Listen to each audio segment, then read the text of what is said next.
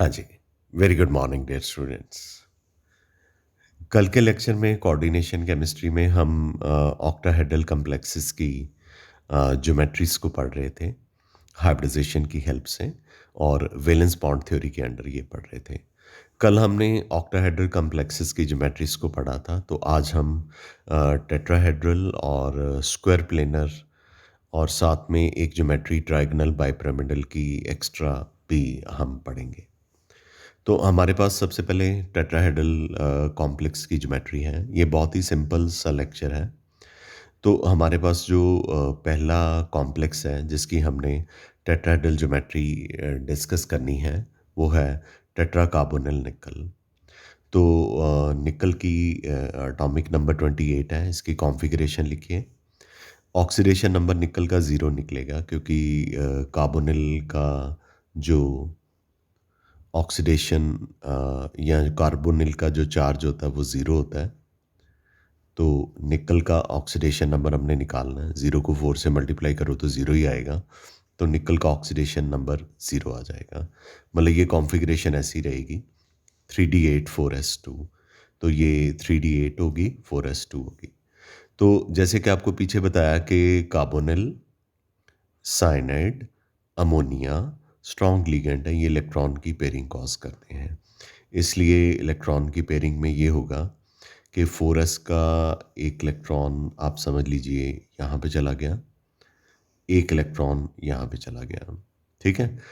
हमें नहीं पता प्रिसाइजली कि ये यहाँ पे जाता है और ये दोनों यहाँ पे आ जाते हैं, या जैसे मैंने दिखाया ऐसे जाते हैं। जैसे मैंने दिखाया ये याद करने में आसानी रहेगी। इससे पता क्या हुआ, 3D जो 8 था वो 3D फुली फिल्ड हो गया, 4s खाली हो गया। तो कार्बोनिल एक बदमाश की तरह है जिसने एस ऑर्बिटल को खाली करा लिया। ठीक है। जैसे किसी को किराए का कमरा खाली कराना होता है, तो वैसे ही कार्बोनिल ने 4s ऑर्बिटल को बिल्कुल खाली करा लिया और 4p तो था ही खाली। अब ये दोनों की जो एनर्जी है एस ऑर्बिटल की और पी सबशेल के जो 3 ऑर्बिटल हैं, ये एनर्जी डिफरेंट है। तो ये इंटरमिक्स कर जाएंगे और हाइब्रिडाइजेशन करेंगे। और हाइब्रिडाइजेशन कौन सी होगी? sp3 हाइब्रिडाइजेशन होगी डेफिनेटली, बिकॉज इसमें एक एस ऑर्बिटल और 3 पी ऑर्बिटल है। अब कोऑर्डिनेशन नंबर 4 है। 4 कार्बोनिल ग्रुप हैं। चारों के चारों कार्बोनिल ग्रुप जो हैं अपना एक-एक इलेक्ट्रॉन का पेयर इनको डोनेट कर देंगे। ये क्रॉसेस मैंने कल की वीडियो में बताया था कि ये क्रॉसेस शो करते हैं कि कार्बोनिल अपना एक इलेक्ट्रॉन का पेयर इनको डोनेट कर देता है। तो सारे के सारे फुली फिल्ड हो गए। हाइब्रिडाइजेशन इसमें हमारे पास कौन सी आई? sp3 आई। ज्योमेट्री sp3 हाइब्रिडाइजेशन की वजह से कौन सी होती है? टेट्राहेड्रल होती है। फुली फिल्ड ऑर्बिटल है, कोई भी अनपेयर्ड इलेक्ट्रॉन नहीं है, डायमैग्नेटिक है। तो जब इलेक्ट्रॉन की पेयरिंग कॉज कर दी जाती है तो अनपेयर्ड इलेक्ट्रॉन या तो बिल्कुल ही नहीं बचते या एक आधा बच जाता है। तो यहाँ पे कोई भी अनपेयर्ड इलेक्ट्रॉन नहीं है। तो इस तरह के कॉम्प्लेक्स को लो स्पिन या स्पिन पेयर्ड कॉम्प्लेक्स कहते हैं। It is that simple. तो जैसे ऑक्टाहेड्रल कॉम्प्लेक्सेस में हमने करा था,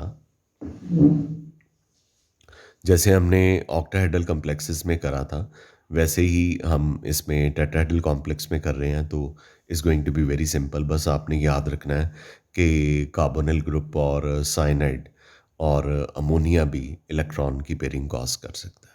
ठीक है। ओके।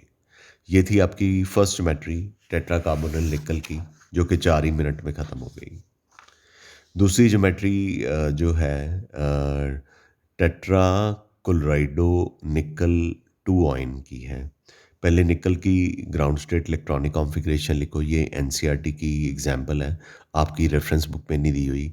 तो I have taken this thing very cautiously in my mind that अगर रेफरेंस बुक में कोई एनसीईआरटी की एग्जांपल नहीं है तो वो यहाँ पे दे दी जाए। तो निकल की पहले ग्राउंड स्टेट इलेक्ट्रॉनिक कॉन्फ़िगरेशन लिख दी जाए। ये ग्राउंड स्टेट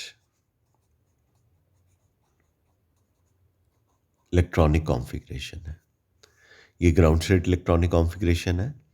तो अब निकल का ऑक्सीडेशन नंबर निकाल लीजिए। देखिए अब कल का वीडियो ध्यान से सुनेंगे तो ये बहुत अच्छे से जल्दी से समझ लग जाएगा और +1 का काम है। तो निकल का ऑक्सीडेशन नंबर जो है वो +2 निकलेगा। यानी कि 2 इलेक्ट्रॉन निकालने हैं और निकल को निकल की बजाय निकल 2 प्लस कर देना है क्योंकि ऑक्सीडेशन नंबर निकल का कितना है? +2 है। तो निकल 2 प्लस है, तो ये 18 आर्गन आ गया, 3d8 आ गया क्योंकि 2 इलेक्ट्रॉन किससे निकले हैं? 4s से निकले हैं। 2 इलेक्ट्रॉन 4s से निकले हैं, ठीक है? तो 3d8 हो गया। तो निकल 2 प्लस में 3d8 के इलेक्ट्रॉन को फिल कैसे करना होता है? 1 2 3 4 5 6 7 8। 4s और 4p पहले से ही खाली हैं और क्लोराइडो जो है वो कोई स्ट्रॉन्ग लिगेंड नहीं है, वो इलेक्ट्रॉन की पेयरिंग नहीं कॉज करता।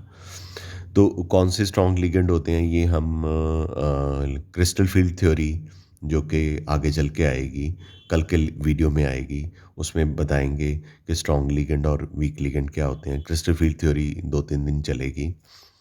तो यहाँ पे एस ऑर्बिटल और पी ऑर्बिटल खाली हो गए हैं, तो इनकी हाइब्रिडाइजेशन होगी ताकि इनकी जो एनर्जी है वो यूनिफॉर्म हो जाए। जब एनर्जी यूनिफॉर्म हो जाएगी तो क्लोराइडो के जो हर क्लोराइड है या हर क्लोराइडो आयन है जो, वो अपने इलेक्ट्रॉन का पेयर इन वेकेंट ऑर्बिटल में डोनेट करेगा, ठीक है? तो इसमें अनपेयर्ड इलेक्ट्रॉन है, हाइब्रिडाइजेशन sp3 है। हाइब्रिडाइजेशन sp3 यहाँ पे लिख दी। जब sp3 हाइब्रिडाइजेशन होती है तो ज्योमेट्री कौन सी होती है? टेट्राहेड्रल होती है। इसमें 2 अनपेयर्ड इलेक्ट्रॉन है तो ये पैरामैग्नेटिक हो गया। इसको हम क्योंकि इसमें अनपेयर्ड इलेक्ट्रॉन है तो इसको हम स्पिन फ्री कॉम्प्लेक्स प्रेफरेबली बोल सकते हैं या हाई स्पिन कॉम्प्लेक्स बोलते हैं। हाई स्पिन कॉम्प्लेक्स नॉर्मली तब बोलते हैं जब अनपेयर्ड इलेक्ट्रॉन का नंबर 2 से भी ज़्यादा हो, पर फिर भी आप यहाँ पे ये टर्म यूज़ कर सकते हैं हाई स्पिन कॉम्प्लेक्स। और स्पिन फ्री कॉम्प्लेक्स का मतलब यही होता है कि अनपेयर्ड इलेक्ट्रॉन इसमें प्रेजेंट है। अब दूसरी ज्योमेट्री हमारी 3.5 मिनट में हो गई क्योंकि ये है ही बहुत सिंपल ना, ये कोई इसमें एक्सेप्शनल चीज़ तो है ही नहीं है। अब हम तीसरी ज्योमेट्री जो है इसमें पढ़ने जा रहे हैं। तीसरी ज्योमेट्री हम जो इसमें पढ़ने जा रहे हैं वो टेट्रा एमीन जिंक ऑयल की है, ठीक है? मैं अब इनके नाम भी बोल रहा हूँ, यूपिक नेम भी बोल रहा हूँ बिकॉज आपको यूपिक नेम आपको सिखा दिए हुए हैं। तो इसका नाम जो है 4 एमीन है तो टेट्रा एमीन हो गया, जिंक हो गया, ये ऑयन हो गया। तो ऑक्सीडेशन स्टेट इसकी 2 ही निकलेगी। पहले जिंक का ऑक्सीडेशन नंबर लिखिए, जिंक का एटॉमिक नंबर लिख लीजिए, इसकी इलेक्ट्रॉनिक कॉन्फ़िगरेशन लिख लीजिए। इलेक्ट्रॉनिक कॉन्फ़िगरेशन तो ग्राउंड स्टेट इलेक्ट्रॉनिक कॉन्फ़िगरेशन है। फिर जिंक के ऊपर 2 पॉजिटिव चार्ज आएगा, 2 पॉजिटिव चार्ज आएगा क्योंकि इसका ऑक्सीडेशन नंबर +2 निकला है। क्योंकि अमोनिया का जो चार्ज है वो 0 होता है, 0 को 4 से मल्टीप्लाई करोगे 0 ही आएगा। ये 2 पॉजिटिव चार्ज जिंक का हो जाएगा, तो जिंक के ऊपर 2 पॉजिटिव चार्ज आ गया। अब 2 इलेक्ट्रॉन आपने एलिमिनेट करने हैं क्योंकि जिंक के ऊपर 2 पॉजिटिव चार्ज है। तो मैंने बताया था कि इलेक्ट्रॉन पहले किससे एलिमिनेट करते हैं? एस ऑर्बिटल से करते हैं। तो एस खाली हो गया तो 3d10 हो गया। 3d10 मतलब ये फुली फिल्ड हो गया। एस खाली है, पी पहले से ही खाली था, तो अब ये हाइब्रिडाइज कर जाएंगे, इंटरमिक्स हो जाएंगे। sp3 हाइब्रिडाइजेशन, हाइब्रिडाइजेशन इसलिए होती है, वैसे तो कल के लेक्चर में बता दिया था। हाइब्रिडाइजेशन इसलिए होती है कि जब लिगेंड इनको इलेक्ट्रॉन डोनेट करने के लिए आए तो उनको हर ऑर्बिटल की एनर्जी यूनिफॉर्म मिले। तो अब 4 एमीन लिगेंड्स जो हैं वो इलेक्ट्रॉन डोनेट करने आएंगे और अपना एक एक पेयर इनको डोनेट करेंगे और sp3 हाइब्रिडाइजेशन हो जाएगी। हाइब्रिडाइजेशन sp3 होगी, ज्योमेट्री टेट्राहेड्रल होगी, सारे ऑर्बिटल फुली फिल्ड हैं, तो ये डायमैग्नेटिक हो गया। डेफिनेटली इसमें कोई भी अनपेयर्ड इलेक्ट्रॉन नहीं है, तो इसको धड़ल्ले से लो स्पिन कॉम्प्लेक्स या स्पिन पेयर्ड कॉम्प्लेक्स बोलेंगे। आपकी जो रेफरेंस बुक है उसमें स्पिन पेयर्ड कॉम्प्लेक्स टर्म जो है वो नहीं लिखी हुई। उसमें लो स्पिन कॉम्प्लेक्स लिखी हुई है। मैंने दोनों लिख दी है, स्पिन पेयर्ड कॉम्प्लेक्स भी लिख दिया है, लो स्पिन भी लिख दी है। और एग्जांपल आप अपने आप जो ट्राई कर सकते हैं इसकी, टेट्रा क्लोराइडो आयरन और इसका ऑक्सीडेशन स्टेट नंबर जो है फिरेट, टेट्रा क्लोराइडो फिरेट, ऑक्सीडेशन नंबर इसका 2 है। आप इस एग्जांपल को ट्राई कर सकते हैं। Try yourself.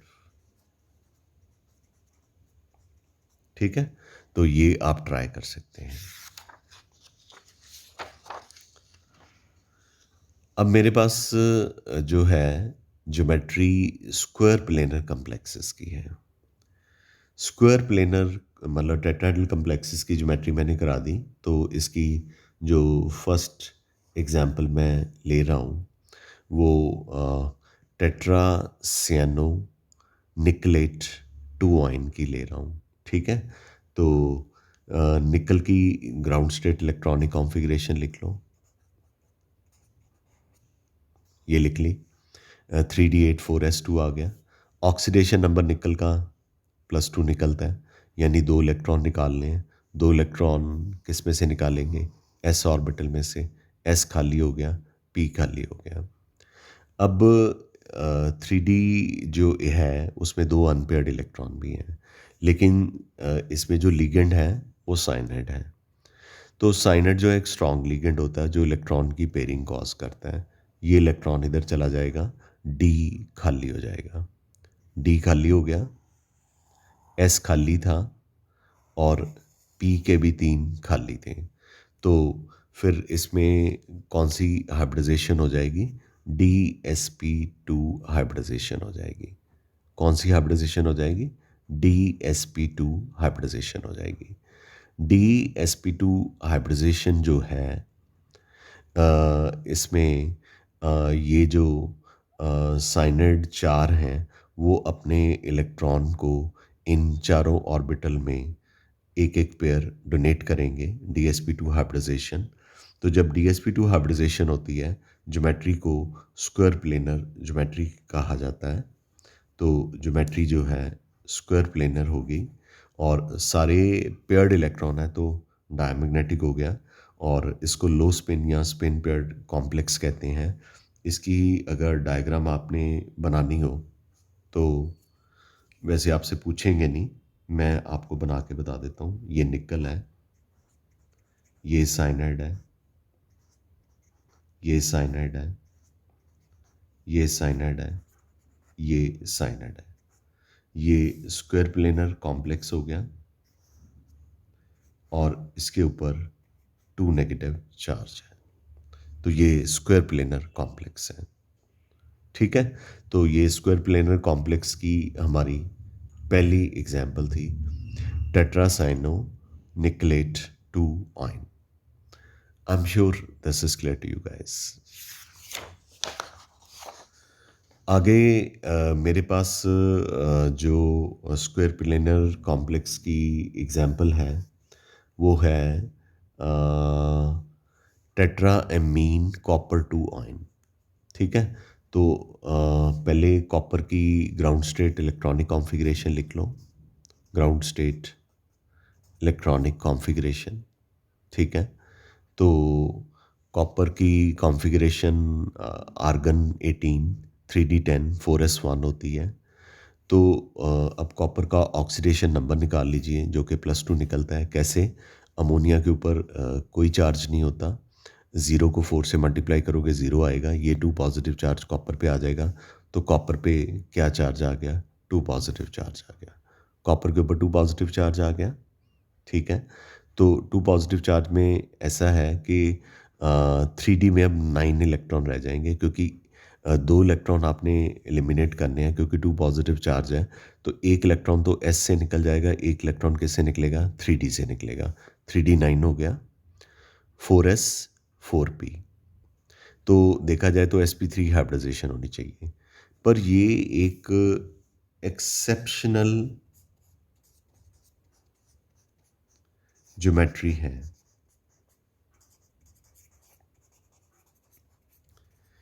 इसमें एक्सरे स्टडी से फाइंड आउट किया गया एक्सरे स्टडी से फाइंड आउट किया गया कि ये स्क्वायर प्लेनर है। होनी तो sp3 हाइब्रिडाइजेशन चाहिए थी, क्योंकि s खाली है p3 खाली है। तो लेकिन ये वाला इलेक्ट्रॉन p के इस ऑर्बिटल में जंप करके चला जाता है। वैलेंस बॉन्ड थ्योरी से एक्सप्लेन नहीं कर पाती। ये वैलेंस बॉन्ड थ्योरी की लिमिटेशन है। तो कहते हैं बदमाशी से डी ऑर्बिटल खाली करा लिया अमोनिया ने। वैसे तो अमोनिया इलेक्ट्रॉन की पेयरिंग कॉज करता है, तो उसने पेयरिंग तो इसकी हो नहीं सकती क्योंकि और कोई इलेक्ट्रॉन है ही नहीं है। उसने इसको धक्का देके पी ऑर्बिटल में सेंड कर दिया। अब डी एक खाली है, एक एस खाली है, दो पी खाली हैं। तो DsP2 हाइब्रिडाइजेशन जो है उसमें यूनिफॉर्म एनर्जी है इनकी। तो जो चार अमोनिया लिगेंड्स हैं वो अपने एक एक पेयर ऑफ इलेक्ट्रॉन को इसको डोनेट करेंगे और हाइब्रिडाइजेशन हमारे पास DsP2 आ जाएगी। ये स्क्वायर प्लेनर है, पैरामैग्नेटिक तो है ही है। पैरामैग्नेटिक होने के साथ साथ ये हम इसको कहेंगे कि ये स्पिन फ्री कॉम्प्लेक्स है। ठीक है, तो ये एक्सेप्शनल ज्योमेट्री है। हमें नहीं पता, या वैलेंस बॉन्ड थ्योरी इसको एक्सप्लेन नहीं कर पाई कि ये इलेक्ट्रॉन इससे निकल के इसमें कैसे आ गया। अब क्वेश्चन ये राइज होता है कि क्या हम इसको जस्टिफाई कैसे हमने कर सकते हैं कि इलेक्ट्रॉन वाकई यहाँ पे चला गया। जब एक्सरे स्टडी की गई तो देखा गया कि जो चार अमोनिया हैं वो कोप्लेनर हैं। कोप्लेनर मतलब जैसे ये साइनर्ड थे स्क्वायर प्लेनर कम्प्लेक्स में, तो चार अमोनिया यहाँ पे आ गए और बीच में कॉपर आ गया, यहाँ पे 2 पॉजिटिव आ गया, यानी कि ये कोप्लेनर थी। मैं बना के दिखा देता हूँ। ये एक्सरे स्टडी से पता चला। बाद में और भी सोफिस्टिकेटेड इंस्ट्रूमेंट हैं जिनका नाम लेके मैं आपको परेशान नहीं करना चाहता। तो इसमें बॉन्ड एंगल जो था 90 डिग्री था और ये स्क्वायर प्लेनर कॉम्प्लेक्स था और ये चारों अमोनिया लिगेंड जो थे कोप्लेनर थे। इससे यही पता चलता है कि ये ज्योमेट्री स्क्वायर प्लेनर होनी चाहिए। अगर ज्योमेट्री स्क्वायर प्लेनर होनी चाहिए तो फिर इस इलेक्ट्रॉन को तो मुझे यहाँ पे लेकर जाना ही पड़ेगा। पर वैलेंस बॉन्ड थ्योरी इसको एक्सप्लेन नहीं कर पाई। इवन के क्रिस्टल फील्ड थ्योरी भी इसको एक्सप्लेन नहीं कर पाती, जो हम पढ़ेंगे। हाँ, लीगेंड फील्ड थ्योरी जो है वो शायद इसको एक्सप्लेन कर पाएगी। ठीक है, तो ये वैलेंस बॉन्ड थ्योरी की लिमिटेशन हो गई। तो यहाँ पे भी DsP2 हाइब्रिडाइजेशन है। ये एक्सेप्शनल केस है। ये NCERT में नहीं दिया हुआ, लेकिन ये एग्ज़ाम में बहुत ही फ्रीक्वेंटली आता रहता है। NCERT में उन्होंने बस थोड़ा सा मेंशन कर देते हैं वो कहीं पे बैक एक्सरसाइज में या बीच में कि ये एक इस तरह का केस है जो स्क्वायर प्लेनर है, या एग्जाम्पल्स में लिख देते हैं। तो मैंने तो पूरा डिटेल में आपको बता दिया कि ये DsP2 हाइब्रिडाइजेशन है और स्क्वायर प्लेनर कॉम्प्लेक्स है। I am sure this is clear to you. आगे इसी के बारे में लिखा हुआ है नोट बना के कि जो ये पीछे मैंने ज्योमेट्री पढ़ी है वो DsP2 हाइब्रिडाइजेशन उसमें क्यों है और वो स्क्वायर प्लेनर क्यों है। तो जैसे कि मैंने बताया कि एक्सरे स्टडी शो करती है कि जो चार लिगेंड हैं, यानी कि चार अमोनिया लिगेंड हैं सेंट्रल एटम के आसपास, वो कोप्लेनर है, जिससे पता चलता है कि ज्योमेट्री स्क्वायर प्लेनर है और हाइब्रिडाइजेशन क्या है, DsP2 है। I am sure this is clear to you. आगे एक और क्वेश्चन है कि टेट्राक्लोराइडो निकल लेट ऑइन जो है वो टेट्राहेड्रल है, पर टेट्रासाइनो निकलेट ऑइन जो है वो स्क्वायर प्लेनर है। दोनों में ऑक्सीडेशन स्टेट निकल की +2 है, पर ये टेट्राहेड्रल है और ये स्क्वायर प्लेनर है। Very simple. ये जो टेट्रासाइनो निकलेट 2 ऑइन है ये स्क्वायर प्लेनर इसलिए है क्योंकि साइनाइड एक स्ट्रॉन्ग लिगेंड है जो इलेक्ट्रॉन की पेयरिंग कॉज करता है। इलेक्ट्रॉन की पेयरिंग की वजह से डी ऑर्बिटल खाली हो जाता है और इसमें DsP2 हाइब्रिडाइजेशन हो जाती है। और क्लोराइडो एक वीक लिगेंड है जो कि इलेक्ट्रॉन की पेयरिंग नहीं कॉज कर सकता। तो मैंने आपको कल के वीडियो में बताया था कि 3 लिगेंड्स का नाम आपने याद करना है, जो आपके सिलेबस में है, जो कि इलेक्ट्रॉन की पेयरिंग कॉज़ कर सकते हैं। कौन से? C cyanide, C carbonyl and a ammonia. ठीक है? You understand? अच्छा, अब मैं आपको एक एग्ज़ाम्पल ट्रायगोनल बाइपिरामिडल ज्योमेट्री की करा रहा हूँ। ठीक है? तो है तो नहीं है उसमें एनसीईआरटी में, लेकिन हमें करनी है। इसमें है पेंटा कार्बोनिल आयरन। तो आयरन की ऑक्सीडेशन स्टेट लिखिए। ये ग्राउंड स्टेट इलेक्ट्रॉनिक कॉन्फ़िगरेशन है। ऑक्सीडेशन नंबर आयरन का 0 निकलेगा, क्योंकि कार्बोनिल के ऊपर कोई चार्ज नहीं होता। 0 को 5 से मल्टीप्लाई करोगे तो 0 ही आएगा। तो आयरन की ये हमने इलेक्ट्रॉनिक कॉन्फ़िगरेशन लिखी। 18 आर्गन, एटॉमिक नंबर 26 होता है। जिसको एटॉमिक नंबर नहीं आएँगे ना, वो ये वैलेंस बॉन्ड थ्योरी में फेल्यूर है। एटॉमिक नंबर 30 तक आपको आने चाहिए। तो आयरन जो है उसकी कॉन्फ़िगरेशन 18 आर्गन 3d6 4s2 है। ऑक्सीडेशन नंबर इसका 0 ही है, तो इसलिए 3d6 को 3d6 लिख दो, 4s2 को 4s2 लिख दो। और कार्बोनिल कौन सा लिगेंड है? स्ट्रॉन्ग लिगेंड है। वो इलेक्ट्रॉन की पेयरिंग कॉज़ करेगा। ये इलेक्ट्रॉन सपोज़ इधर चला गया, ये इधर चला गया, ये खाली हो गया, तो ये 2 जो हैं इलेक्ट्रॉन, वो यहाँ पे आ जाएँगे। ठीक है? तो इलेक्ट्रॉन की पेयरिंग कॉज करने के बाद एक डी ऑर्बिटल, एस ऑर्बिटल और 3 पी ऑर्बिटल खाली हो गए। 5 ऑर्बिटल हमें चाहिए, क्योंकि कितने कार्बोनिल हैं हमारे पास? 5 कार्बोनिल हैं। तो उन्होंने इलेक्ट्रॉन डोनेट करने हैं। वो सारे इलेक्ट्रॉन डोनेट करेंगे और हाइब्रिडाइजेशन जो है DsP3 हो जाएगी। ये ट्रायगोनल बाइपिरामिडल ज्योमेट्री है। ये डायमैग्नेटिक है, क्योंकि इसमें कोई भी अनपेयर्ड इलेक्ट्रॉन नहीं है। ये इनर ऑर्बिटल कॉम्प्लेक्स है, क्योंकि इसमें अंदर वाला यानी कि n-1 d ऑर्बिटल जो है वो पार्टिसिपेट कर रहा है। ये 3d है और इसको n-1d कह देते हैं। ये 4s है, ये 4p है। तो अंदर वाला d ऑर्बिटल जब पार्टिसिपेट करता है, तो आपको बताया था कि उसको हम कौन से कॉम्प्लेक्सेस कहते हैं? इनर ऑर्बिटल कॉम्प्लेक्सेस कहते हैं। सारा का सारा डायमैग्नेटिक है, तो इसको लो स्पिन या स्पिन पेयर्ड कॉम्प्लेक्सेस कहते हैं। ट्रायगोनल बाइपिरामिडल की ज्योमेट्री हज़ारों बार आप पढ़ चुके हो +1 स्टैंडर्ड में। PCl5 PF5, आयरन को सेंटर में रखो। 5 कार्बोनिल जो हैं वो ट्रायगोनल 3 ट्रायंगल में बना लो, ट्रायंगल में बना लो। एक पिरामिड ऊपर, एक पिरामिड नीचे। तो ये जो ज्योमेट्री है वो कौन सी हो जाएगी? ट्रायगोनल बाइपिरामिडल ज्योमेट्री हो जाएगी। आई एम श्योर कि वैलेंस बॉन्ड थ्योरी के ये वाली ज्योमेट्रीज आपको अच्छे से समझ लग गई होगी। अब हमने लिमिटेशंस पढ़नी है वैलेंस बॉन्ड थ्योरी की। लिमिटेशन वैलेंस बॉन्ड थ्योरी की बहुत सारी हैं। पहली तो ये है कि ये नहीं एक्सप्लेन कर पाती।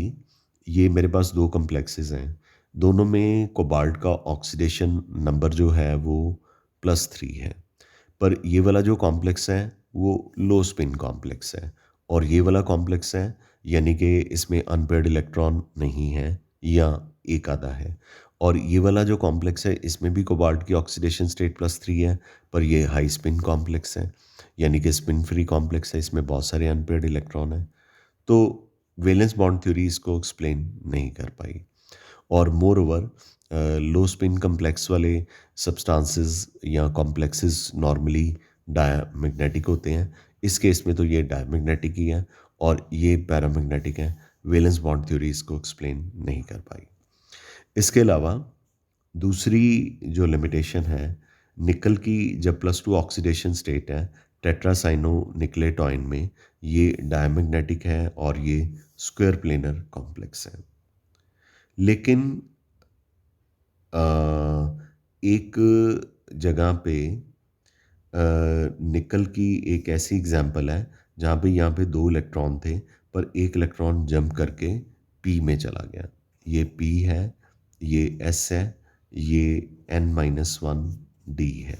तो इलेक्ट्रॉन तो यहाँ पे था, तो इलेक्ट्रॉन यहाँ से जंप करके यहाँ पे चला गया और इस निकल के कॉम्प्लेक्स को डायमैग्नेटिक होना चाहिए था टेट्रासाइनो निकलेट की तरह, लेकिन ये पैरामैग्नेटिक है। Why and how could not be explained by valence bond theory. Got it? इसी तरह से ये मैंने एक्सेप्शनल केस आपको डिटेल में बताया कि जैसे इसमें ये इलेक्ट्रॉन जंप करके इधर चला जाता है, तो टेट्रा एमीन कॉपर 2 आयन में भी एक इलेक्ट्रॉन जंप करके 4p में चला जाता है और ये पैरामैग्नेटिक हो जाता है। तो वैलेंस बॉन्ड थ्योरी इसे एक्सप्लेन नहीं कर पाई। Valence bond theory coordination complexes के कलर को नहीं एक्सप्लेन कर पाती।